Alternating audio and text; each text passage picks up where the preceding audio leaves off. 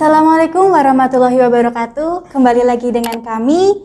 Di sini kita akan melanjutkan pertanyaan-pertanyaan yang belum terjawab di sesi sebelumnya. Siap, Pak? Terima kasih, sangat siap. Oke, kita akan lanjut dengan pertanyaan pertama. Di sini ada pertanyaan dari Muhammad Firdausul Khirom. Pertanyaannya, Assalamualaikum Ustadz, mau tanya, ketika berpuasa kita kan kumur-kumur ketika berwudu. Padahal tidak menelan air tersebut, tetapi kerongkongannya mencekuk. Apakah puasanya batal, Ustadz? Ya, terima kasih ya. Ini pertanyaan menarik terkait ibadah puasa. Ya, baik itu puasa Ramadan maupun puasa sunat. Di dalam puasa itu ada rukun. Ya, rukun puasa itu adalah apa? Niat. Niat itu harus diinepkan istilahnya. Niat itu ya harus malam hari kalau puasa Ramadan. Tidak boleh melebihi waktu Malam. fajar. Fajar. Yang kedua itu adalah apa? Menjaga suatu dari batalnya puasa. Salah satunya adalah apa? Makan atau minum dengan sengaja. Jadi kalau makan tidak sengaja lupa, bahkan sampai tanduk 2 piring. Kalau lupa, begitu ingat ya alhamdulillah, nggak apa-apa. Tapi kalau proses lupanya itu disengaja, ini ya nggak boleh. Maksudnya gimana? Mau tidur, di samping tempat tidur disediakan, sengaja menyediakan nasi sepiring. Begitu bangun langsung makan, ya itu ya nggak boleh. Nah, bagaimana kasus ketika berkumur? Ya. Salah satu sesuatu yang makruh dilakukan ketika puasa adalah apa? Berkumur ketika waktu sudah zawal, lingsir. Karena dimungkinkan ada air yang tertelan. Walaupun sedikit kan seger ya kan, walaupun sedikit itu seger sekali. Ya. Jadi makruh itu makruh, dimungkinkan ada yang tertelan. Tadi, pada pembahasan kemarin kan saya mengatakan, fikih itu bicara apa adanya, ya kan. Tapi orang berfikih tanpa bertasawuf maka adalah fasik. Contohnya kayak gini. Tadi yang membatalkan puasa apa? Makan dan minum dengan sengaja. Nah, misal kayak gini, sesuatu yang masuk ke dalam tenggorokan ya, tenggorokan itu. Mbak siapa? Wahyu. Mbak Wahyu puasa. Pagi-pagi berkumur pakai sprit. Batal nggak? Batal. Kenapa? Ya, kan bisa masuk ke tenggorokan air kan sprit. Kan tidak masuk. Tidak masuk. Ya kan? Tidak masuk kan? Enggak. Ya. Apa bedanya air putih dengan sprit? Kan cuma dirasa kan? Iya, cuma dirasa. Dalam kondisi puasa tidak apa-apa ketika berkumur, ya kan? Asalkan waktu belum zawal, belum lingsir. Nih. Kalau sudah lingsir kan hukumnya cuma makruh. Asalkan tidak masuk ke tenggorokan kan pakai sprit buang lagi itu kan nggak masalah. Tapi itu namanya tidak bertasawuf. Contohnya lagi kayak gini, Mas Wahyu ke masjid sore-sore ngampiri pacarnya. Mas Wahyu pakai sarung, pacarnya pakai rukuh, pacarnya dirangkul. Batal enggak? Ya, secara fikih. Kenapa? Ya kan nggak bersentuhan. Ya karena yang membatalkan wudhu itu kan apa? Bersentuhan kulit laki-laki perempuan yang sudah balik tanpa aling. Ini kan ada aling-alingnya ya rukuh. Ya, tapi itu fasik namanya. Ya, fasik namanya. Ya sama aja bapakmu punya wedus 40 itu kan harus zakat 1. Ketika sudah 38 itu hamil. Kemudian agar tidak sampai ke 40 dijual kan tidak pernah zakat akhirnya. Iya. Nah itu namanya fasik. Jadi ketika nggak sengaja tercekuk Nggak saat wudhu itu tidak apa-apa ya Kalau Pak ya? ketidaksengajaan, gitu kan, ketidaksengajaan. Mulanya untuk menghindari itu sebaiknya tidak berkumur, gitu. Sebaiknya karena ya saya katakan waktu duhur itu kumur kadang-kadang tanpa sengaja masuk, walaupun sedikit kan seger, seger itu. Lebih baik tidak berkumur. Oh, Rasulullah kan sudah apa itu menjanjikan pahala yang luar biasa. Baunya orang yang berpuasa itu lebih harum daripada misik, minyak wangi terharum, ya ngungkuli punyanya Crazy Race MS Glow. Tapi karena terharum ya jangan dipamer-pamerkan itu kan, maksudnya Iya. seperti itu. Itu seperti itu. Nih selanjutnya ada pertanyaan dari Olivia Destianingrum. Pertanyaannya, dalam kehidupan sehari-hari banyak amal kebaikan yang bisa kita lakukan, diantaranya yaitu sholat dan membaca Al-Quran. Pertanyaan saya Pak Ustadz, apakah kita tetap mendapat pahala saat sholat dan membaca Al-Quran meskipun kita tidak tahu arti dari apa yang kita baca? Terima kasih. Ya. Amal yang terbaik itu adalah belajar Quran dan mau mengajarkannya. Lah, apakah tetap berpahala? Ya tetap. Dalam definisi Quran kan disebutkan ya, kalamullah al-munazzalu ala Muhammadin ya, bil arabiyati ya, mutawatiron. Nah, ada ketentuan apa? Membacanya adalah ibadah. Ibadah. Jadi pahala di dalam membaca Quran itu bahkan dihitung per hurufnya. Ya. Kalau kita membaca kitab Injil, Taurat atau kitab hadis, itu pahalanya secara gembelengan istilahnya, keseluruhan. Tapi ketika membaca Quran itu adalah per hurufnya. Lah, apakah ketika tidak punya mengetahui artinya tetap berhala, tetap berpahala ya, tetap berpahala. Sambil terus belajar mentadaburi maknanya. Tadabur makna itu adalah bagaimana kita mengetahui makna-makna. Ini juga salah satu cara agar sholat kita itu menjadi khusyuk sambil tadabur makna.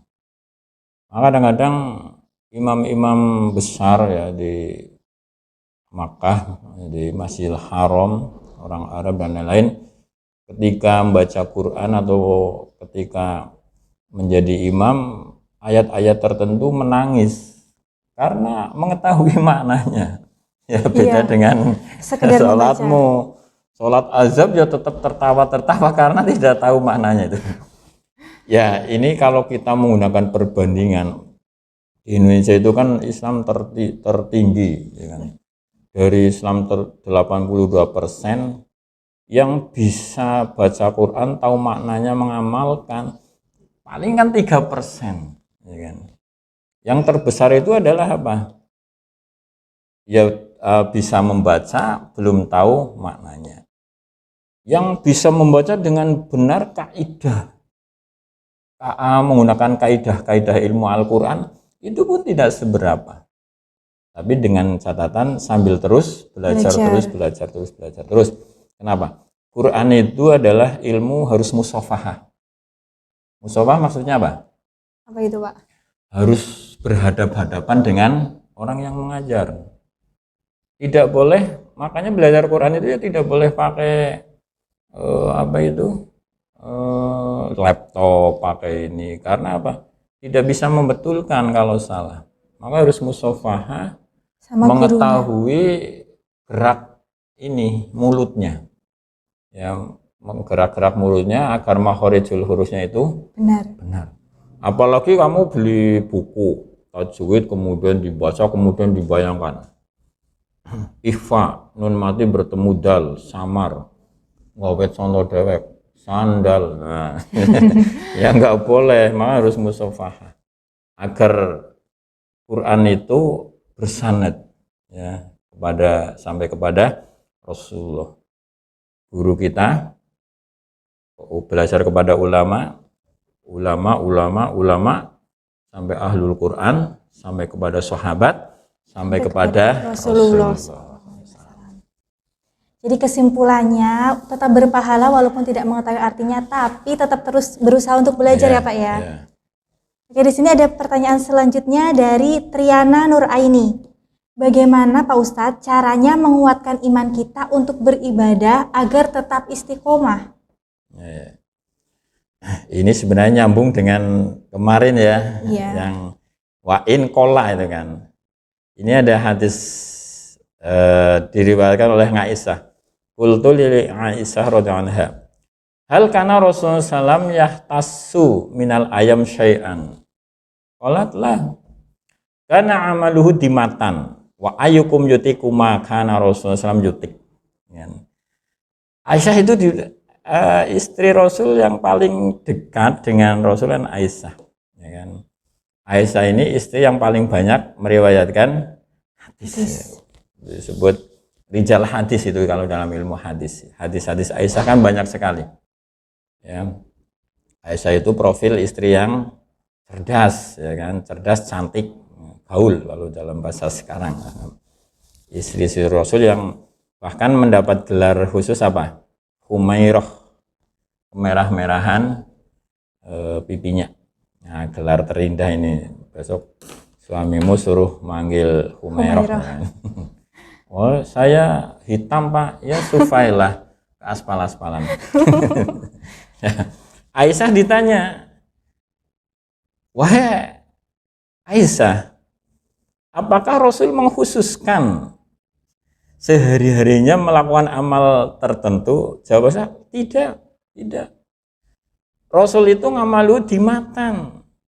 Rasul itu amalnya Pak terus menerus, ya. Wa ayyukum yutiku makana Rasul yutik, dan orang tidak akan bisa mencontohnya itu.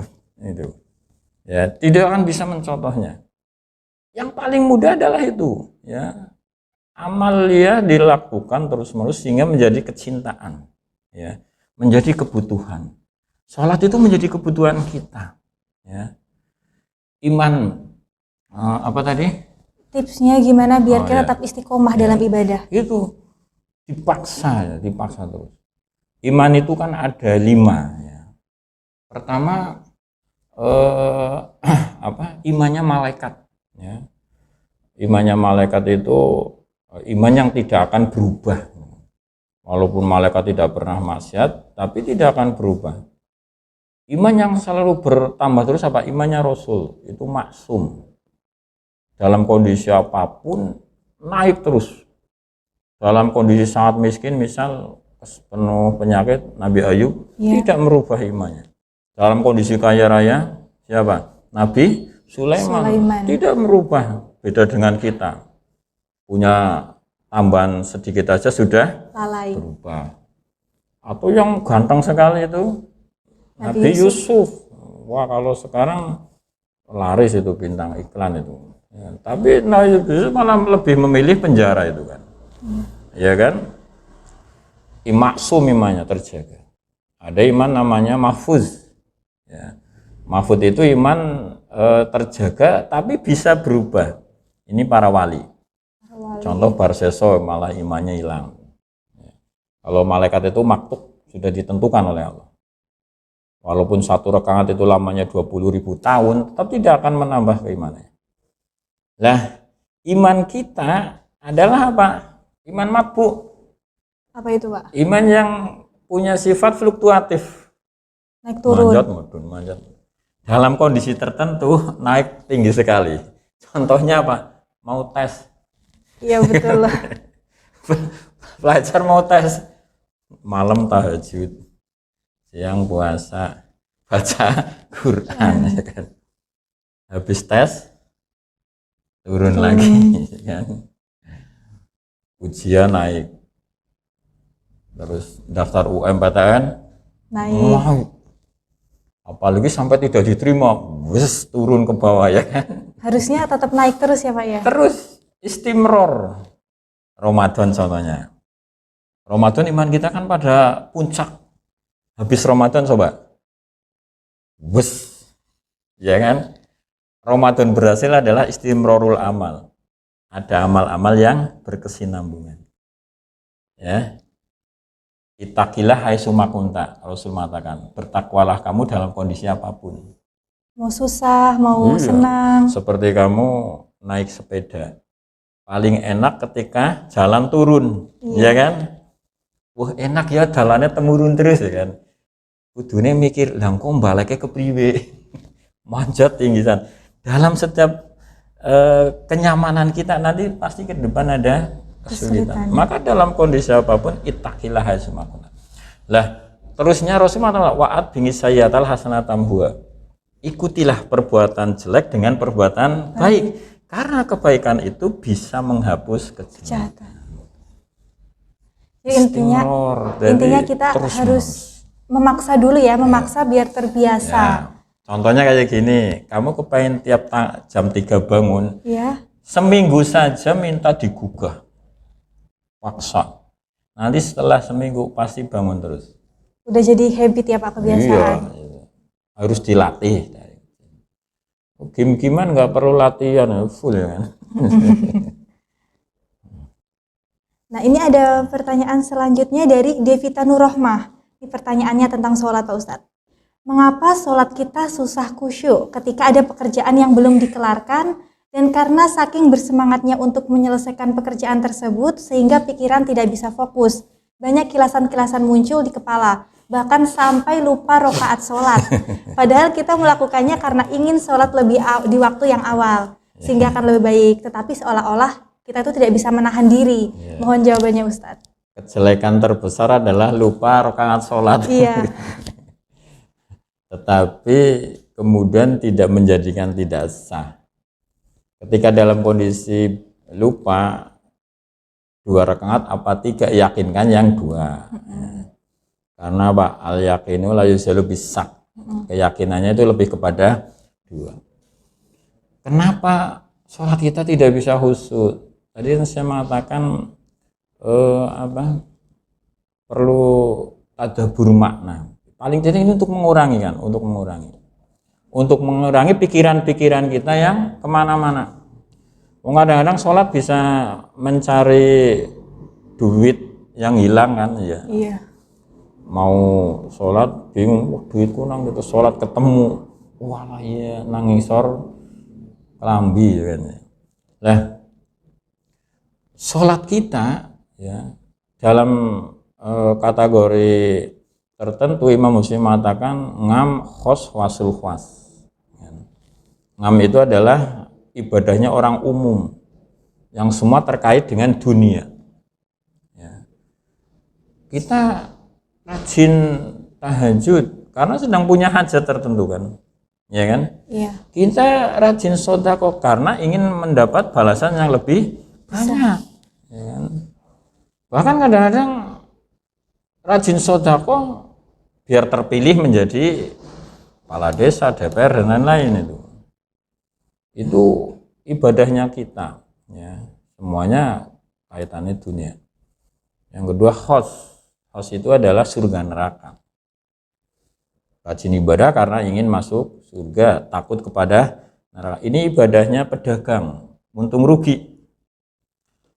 Ada khawasul khas. Ini yang apalagi dunia, surga neraka pun bukan sesuatu yang menjadi harapan. Yang diharapkan adalah ridho Allah, ya. Ridhonya Allah. Ridhonya Allah. Jadi dimulai dari khusyuk. Khusyuk itu bagaimana syarat rukun kita terpenuhi, sah secara fikih. Tapi kemudian apa? Naik kepada level berikut apa? Wudu. Sunat-sunatnya kita masukkan semuanya. Bahkan ketika wudu, ya, ya. Ini kan sebenarnya vaksin corona di sini kita sudah punya. Ketika wudu kita basuh, ini kan ini sebenarnya prokes itu kalah dengan kita. Kalau kita daimul wudu itu kan, iya, melanggengkan wudu, ini corona kalah dengan vaksin syariah kita, ya. Jadi wudu, ya, dibasuh ini kan, kemudian apa, kumur, sor, ya kan. Ini kotoran-kotoran kita secara fikih hilang. Ya, ini ada di Jawa Barat ada kiai besar. Ini usaha hidroponiknya ini berhasil. Santri-santri tiap umur itu airnya dikumpulkan. Itu ternyata untuk ini Menyiram. proses apa itu? Yang hidroponik membuat pupuk yang menggunakan kompos. Itu ternyata kalau kotoran sapi bisa 6 bulan, ternyata cuma seminggu dengan ini. Dengan air kumur. Iya, dengan air kumur. Ini kan vaksin kita sebenarnya. Kemudian apa? Hidung itu kan dicuci. Nah, ini daripada disokok-sokok pakai itu kan, ini dibersihkan. Ini luar biasa. Ternyata kita punya vaksin syariah. Ya kan? Nah, ini sunat-sunat kita masukkan. Khudu ya, dengan adab asor, dengan tata krama. Kemudian apa? Hudur. Hudur itu menghadirkan hati. Rasul ditanya, mal ihsan ya Rasul, antak budalah ke anak katarahu. Ihsan itu apa Rasul? Beribadalah kamu kepada Allah seolah-olah kamu mengetahui Allah. Wa ilam takun inau ya roka. Kalau kamu tidak mampu, Allah itu melihat kita. Inilah komunikasi kita dengan Allah. Sholat itu kan komunikasi. Dibangun komunikasi yang bagus. Selalu apa? Karena kita memang perlu latihan yang ekstra agar sholat kita itu bukan sekedar ritual, tapi punya makna. Sholat kita bisa, ini yang disebut asar sujud. Artinya sholat kita, ibadah kita itu bisa memberikan asar. Salam sebagai akhir sholat kita secara fikih, itu sebenarnya awal sholat kita secara aktual. Artinya apa? Orang yang sholat pasti tingkah lakunya bagus. Nah ini kan, Iya. Seperti itu. Ini saya juga pernah dengar nih katanya kalau sholat kita susah khusyuk sebelumnya wudunya kurang sempurna, atau harusnya sebelum sholat kita minta perlindungan dari Allah biar dihindarkan dari bisikan-bisikan syaitan yang mengganggu. Ini ulama-ulama kita kan luar biasa ya, bagaimana memperhatikan kita. Ya. Maka dibuatlah ibadah sebaik mungkin. Setan itu kan ada dalam diri kita sebenarnya, tapi kalau kita sering meruqyah diri, maka setan itu ya akan pergi ya. Jadi ada setan yang setan gawan istilahnya ya. Setan gawan dari lahir ya.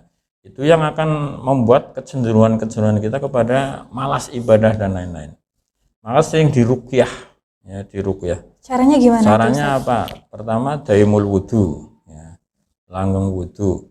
Kemudian apa? Di dalam ibadah kita ya diresapi ya makna-maknanya.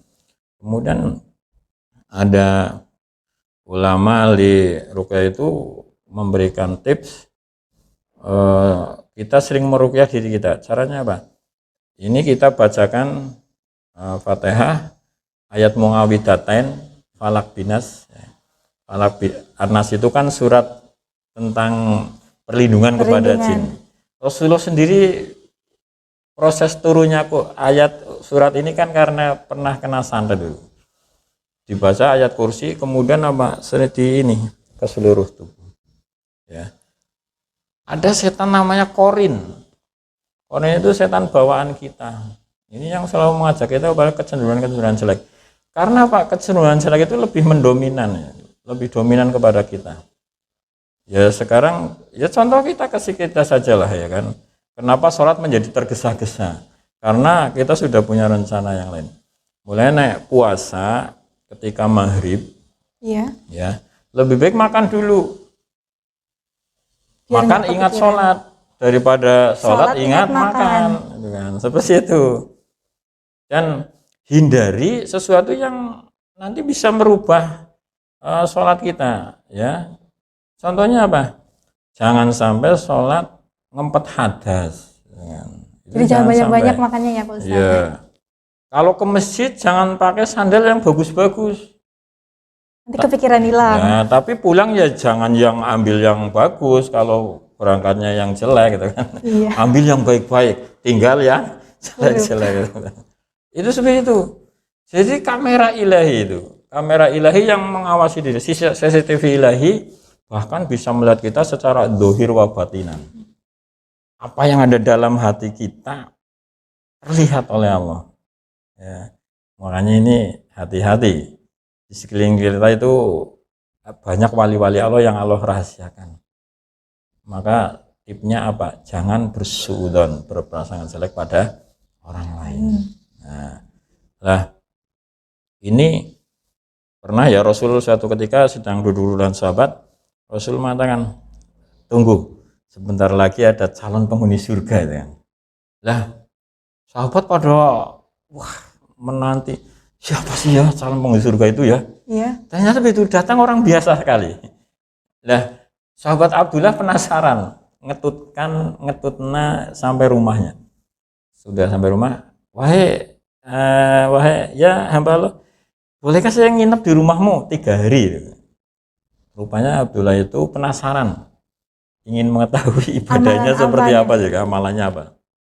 Nginep malam-malam nggak tidur, diinget nak, jejel tak inget nak, apa sih ibadahnya? Ternyata ibadahnya sangat biasa sekali. Ya sholat 2 rakaat, kemudian tidur lagi. Iya. Amalnya apa sih yang istimewa kok Rasul saya mengatakan penghuni surga? Hari kedua ingat nak. Ternyata sama sampai ke hari ketiga. Pada hari ketiga pamit. Ternyata tidak ada yang istimewa. Saya pamit sajalah. Orang itu mengatakan, saya tahu kamu akan menyelidiki amal saya kan. Saya beramal biasa. Cuma ada satu hal.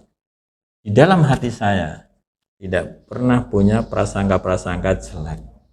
Ini yang Rasul katakan, inilah calon penghuni surga.